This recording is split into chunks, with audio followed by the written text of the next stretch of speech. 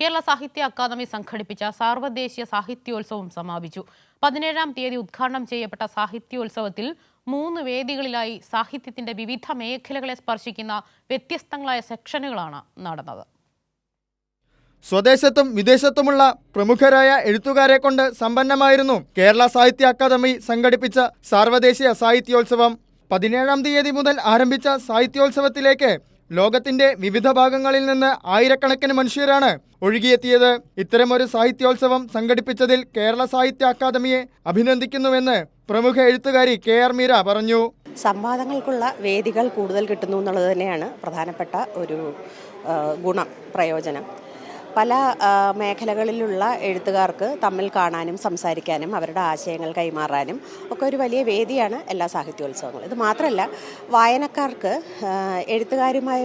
എഴുത്തുകാരുമായി സംവദിക്കാനും അവരെ കാണാനും മറ്റ് ദിക്കുകളിൽ നിന്ന് വരുന്ന എഴുത്തുകാരെ നേരിൽ കാണാനും സംസാരിക്കാനും ഒക്കെ വേദി ഒരുക്കുന്നു എന്നതാണ് സാഹിത്യോത്സവങ്ങൾ സമൂഹത്തിന് നൽകുന്ന ഏറ്റവും വലിയ പ്രയോജനം.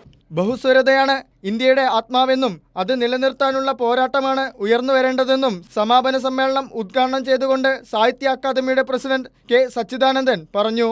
ഫെഡറലിസം തകർന്നുകൊണ്ടിരിക്കുന്ന, ഭരണഘടന ഓരോ നിമിഷവും ചോദ്യം ചെയ്യപ്പെട്ടുകൊണ്ടിരിക്കുന്ന, മതേതരത്വം ഉൾപ്പെടെയുള്ള നമ്മുടെ ജീവിത തത്വങ്ങൾ മുഴുവൻ തന്നെ ശിഥിലീകരണത്തെ അഭിമുഖീകരിക്കുന്ന ഇത്തരമൊരു സന്ദർഭത്തിൽ എന്തുകൊണ്ട് ഇന്ത്യയിലെ വൈഭിന്യത്തെ, അല്ലെങ്കിൽ നാം സാധാരണ പറയുന്നത് പോലെ ബഹുസ്വരതയെ നിലനിർത്തേണ്ടതുണ്ട് എന്ന ചോദ്യം നാം വീണ്ടും വീണ്ടും സ്വയം ഉന്നയിക്കുകയും മറ്റുള്ളവർക്ക് മുന്നിൽ ഉന്നയിക്കുകയും വേണം. കവിയരങ്ങുകളും സാഹിത്യ ചർച്ചകളും സംവാദങ്ങളും കലാപരിപാടികളുമായി മനുഷ്യർക്ക് ഒരേ മനസ്സോടെ ഒരുമിച്ചിരിക്കാനുള്ള ഇടം തീർത്ത് പൂരനഗരിയിലെ സാർവദേശീയ സാഹിത്യോത്സവത്തിന് കൊടിയിറങ്ങി. കൈരളി ന്യൂസ്, തൃശൂർ.